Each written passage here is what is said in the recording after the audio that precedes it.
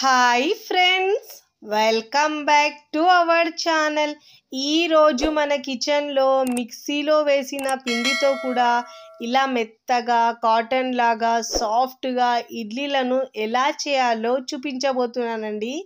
ఇడ్లీలు అంటే ఇష్టం లేని వారు కూడా ఈ ఇడ్లీలు రుచి చూపిస్తే ఖచ్చితంగా ఇదే విధంగా మళ్ళీ మళ్ళీ ఇడ్లీలు కావాలంటారండి. 100% గ్యారంటీ అండి. నేనైతే చాలా సాఫ్ట్గా మృదువుగా చాలా అంటే చాలా టేస్టీగా ఉంటాయండి. తిన్న కొద్దీ తినాలనిపించేలా సూపర్ టేస్టీగా ఉంటాయండి. మరి ఏమాత్రం ఆలస్యం చేయకుండా చాలా మెత్తగా కాటన్ లాగా ఉండే ఇడ్లీని తయారు చేసే విధానాన్ని చూద్దాం. ముందుగా ఇక్కడ నేను ఒక మిక్సింగ్ బౌల్ తీసుకొని దాంట్లో ఇక్కడ మీరు ఏదైనా గ్లాస్ లేదంటే చిన్న గిన్నెతో అన్ని కొలతలు ఒక దాంతో తీసుకోవాలండి. ఇక్కడ నేను 4 గ్లాసుల ఇడ్లీ రైస్ తీసుకుంటున్నానండి. మీరు కావాలంటే దీని ప్లేస్లో రేషన్ రైస్ అయినా తీసుకోవచ్చు. చాలా కాటన్ లాగా సాఫ్ట్గా రావాలంటే ఇలా ఇడ్లీ రైస్ తీసుకోవచ్చండి. నార్మల్గా మనకు ఏ స్టోర్లో అయినా ఈజీగా ఆన్లైన్లో అయినా దొరుకుతాయండి.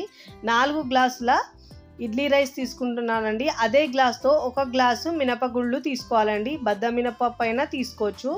ఇప్పుడు ఇలా వాటర్ వేసి శుభ్రంగా ఒక 2 నుంచి 3 సార్లు బాగా వాష్ చేసుకోవాలండి.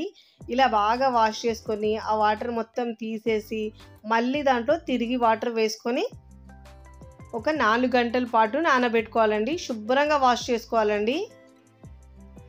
ఇలా వాష్ చేసుకొని దీంట్లో తిరిగి మళ్ళీ వాటర్ వేసుకొని నానబెట్టుకోవాలి. మూత పెట్టేసి ఒక 4 గంటల పాటు నానబెట్టుకోవాలండి. ఇక్కడ మరొక బౌల్ తీసుకొని దీంట్లో 1/2 గ్లాసు అదే గ్లాస్తో సాబుదానా తీసుకోవాలండి. సగ్గుబియ్యం 1/2 గ్లాస్ తీసుకోవాలండి. ఇక్కడ మళ్ళీ కొలతలు రిపీట్ చేస్తున్నాను చూడండి. 4 గ్లాసుల ఇడ్లీ రైస్, 1 గ్లాసు మినపగుళ్ళు, 1/2 గ్లాసు సగ్గుబియ్యం తీసుకోవాలండి. ఇలా శుభ్రంగా వాష్ చేసుకున్న తర్వాత వాటర్ వేసి వీటిని కూడా మనం ఒక 4 గంటల పాటు నానబెట్టుకోవాలి. ఈ రెండుటిని 4 గంటల పాటు నానబెట్టుకోవాలి. ఇక్కడ నేను 4 గంటల తర్వాత చూపిస్తున్నాను చూడండి. మంచిగా నానేయండి సగ్గుబియ్యం. ఇంకా టైం ఉంటే మీరు ఇంకా 5 నుంచి 6 గంటలైనా నానబెట్టుకోవచ్చు. ఇక్కడ నేను మాత్రం 4 గంటల పాటు నానబెట్టుకున్నాను. ఇలా బాగా నానిన తర్వాత వాటర్ తీసేసి మిక్సీ జార్లో వేసుకొని గ్రైండ్ చేసుకోవాలి. అదే మీరు రేషన్ రైస్తో ప్రిపేర్ చేస్తే మనము ఇడ్లీలు చేసేటప్పుడు ఆ రేషన్ రైస్ని వేరుగా ఇంకా పప్పును కూడా వేరుగా నానబెట్టుకోవాలండి. మనం అప్పుడు బియ్యంని కాస్త బరకగా గ్రైండ్ చేసుకోవాలి. ఎందుకంటే రవ్వ వేయం కాబట్టి ఇలా కొద్దిగా వాటర్ వేసి మెత్తగా గ్రైండ్ చేసుకోవాలండి. చూడండి, ఇలా మెత్తగా స్మూత్గా గ్రైండ్ చేసుకొని ఇప్పుడు బౌల్లోకి తీసుకోవాలి. ఒక పెద్ద గిన్నెలో వేసుకోవాలి. ఫస్ట్ టైం నా ఛానల్ చూస్తున్న వాళ్ళు ప్లీజ్ నా ఛానల్ని సబ్స్క్రైబ్ చేసుకోండి, లైక్ చేయండి, పక్కనున్న బెల్ ఐకాన్ని ప్రెస్ చేయండి. ఇలా ప్రెస్ చేయడం వల్ల నేను పెట్టే వీడియో నోటిఫికేషన్ ముందుగా మీ హోమ్ పేజ్కి వస్తాయండి. మిగిలిన బియ్యం కూడా పప్పుని దాంట్లో వేసుకొని సగ్గు బియ్యాన్ని కూడా వాటర్తో సహా దీంట్లో వేసుకొని మెత్తగా గ్రైండ్ చేసుకోవాలండి.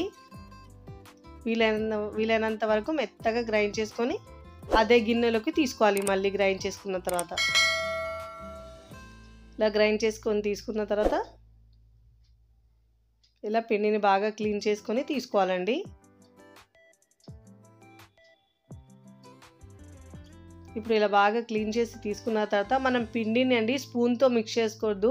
ఇక్కడ మనం పిండిని చేత్తోనే మిక్స్ చేసుకోవాలి. మనం చేత్తో ఎంత బాగా కలుపుకుంటే మనకు పిండి అంత బాగా పులిసి దోశలైనా ఇడ్లీలైనా చాలా సాఫ్ట్గా మృదువుగా చాలా చాలా బాగా వస్తాయండి. చూడండి, ఇలా వీడియోలో చూపించిన విధంగా ఇలా తిప్పుతూ బాగా మిక్స్ చేసుకోవాలండి. ఒక 2 నుంచి 3 నిమిషాల పాటు ఇలా బాగా కలపాలి. ఎంత బాగా కలిపితే మనకు అంత సాఫ్ట్గా వస్తాయండి ఇడ్లీలు అయితే. ఇలా బాగా మిక్స్ చేసుకున్న తర్వాత మూత పెట్టేసి ఇక్కడ పిండిని మనం ఓవర్ నైట్ పులియనివ్వాలండి. లేదంటే 8 అవర్స్ అన్న పిండిని పులియనివ్వాలి. నేను ఓవర్ నైట్ తర్వాత చూపిస్తున్నాను చూడండి పిండి ఎంత బాగా పులిసిందో. చూడండి, చాలా బాగా పులిసిందండి. చాలా సాఫ్ట్గా వస్తాయండి ఇలా పిండి పులిస్తే మనకు. ఇలా ఒకటే డైరెక్షన్లో పిండిని బాగా మిక్స్ చేసుకోవాలి. మనకు ఇడ్లీ పిండి కన్సిస్టెన్సీ ఎలా ఉంటుందో అలా వాటర్ యాడ్ చేసుకొని మనం మిక్స్ చేసుకోవాలి. ఇప్పుడు మనకు పిండి సరిపోయినంత పిండిని ఒక బౌల్లోకి తీసుకొని మిగతా పిండిని మనం ఫ్రిడ్జ్లో పెట్టుకొని ఒక 2 రోజుల పాటైనా యూస్ చేసుకోవచ్చండి. చూడండి, ఇక నేను నాకు క్వాంటిటీ చాలా తక్కువనే ఉంది కాబట్టి నేను ఇప్పుడు ఇప్పుడే ప్రిపేర్ చేస్తున్నానండి. ఇప్పుడు దీంట్లో రుచికి సరిపోయినంత ఉప్పు వేసుకోవాలండి. వేసుకున్న తర్వాత ఇలా బాగా మిక్స్ చేసుకోవాలి. చూడండి కన్సిస్టెన్సీ, పిండి కన్సిస్టెన్సీ ఇలా ఉండాలండి. అప్పుడే మనకి ఇడ్లీలు చాలా సాఫ్ట్గా, చాలా మృదుగా వస్తాయండి. ఇలా పిండి కలుపుకున్న తర్వాత ఇక్కడ నేను ఇడ్లీ ప్లేట్లు తీసుకొని నెయ్యి అంటే మీరు ఆయిల్ అంటే ఏది ఇష్టం ఉంటే అది అప్లై చేసుకోవాలండి. ఇలా ప్లేట్లోకి ఆయిల్ని అప్లై చేసుకొని ముందుగా మనం కలిపి పెట్టుకున్న బ్యాటర్ని దీంట్లో వేసుకోవాలండి. ఇడ్లీలు ఇష్టం లేని వాళ్ళు కూడా ఇలా చేస్తే చాలా ఇష్టంగా తింటారండి. మళ్ళీ మళ్ళీ చేయమంటారు. అంతా చాలా సాఫ్ట్గా చాలా బాగా వస్తాయండి. దీంట్లో సగ్గుబియ్యం వేస్తాం కాబట్టి చాలా మృదువుగా చాలా బాగా వస్తాయి. ఇలా పిండిని మనం ప్లేట్లోకి తీసుకోవాలి. ఇలా అన్ని ప్లేట్లో వేసుకోవాలండి ఇడ్లీ బ్యాటర్ని. వేసుకొని ఇక్కడ నేను స్టవ్ మీద ముందునే ఒక గ్లాస్ వాటర్ని వేడి చేసుకున్నానండి ఇడ్లీ పాత్రలో. ఇలా ప్లేట్ని పెట్టుకొని మూత పెట్టేసి ఒక 10 నుంచి 12 నిమిషాల పాటు మీడియం ఫ్లేమ్లో ఉడికించుకోవాలండి ఇడ్లీని. ఒక 12 నిమిషాల తర్వాత చూపిస్తున్నాను చూడండి. ఇడ్లీ ఇలా మనకు తడి తగలలేదంటే ఇడ్లీలు సాఫ్ట్గా చాలా బాగా వచ్చినట్టు.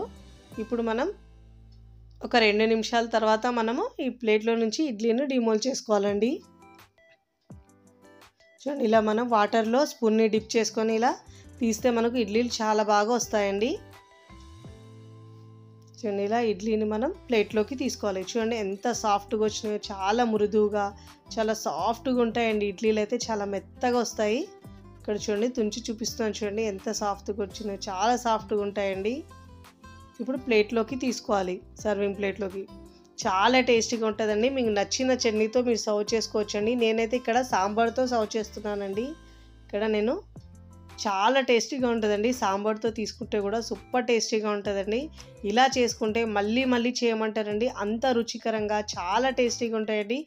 తప్పకుండా ఈ టేస్టీ ఇడ్లీని మీరు కూడా ట్రై చేసి ఎలా కుదిరిందో నాకు కామెంట్ ద్వారా తెలియచేయండి. చాలా టేస్టీగా ఉంటాయండి. చాలా మృదువుగా ఉంటాయి. పిల్లలు పెద్దలు కూడా చాలా ఇష్టంగా తింటారు. చూస్తేనే ఎప్పుడెప్పుడు తినాలనిపించేలా చాలా రుచికరంగా ఉంటాయండి. మీరు వీడియో నచ్చితే లైక్ చేయండి, ఫ్రెండ్స్ ఫ్యామిలీకి షేర్ చేయండి. మరికొన్ని టేస్టీ సింపుల్ క్విక్ రెసిపీస్ కోసం టీ కిచెన్ని సబ్స్క్రైబ్ చేసుకోండి. Thanks for watching.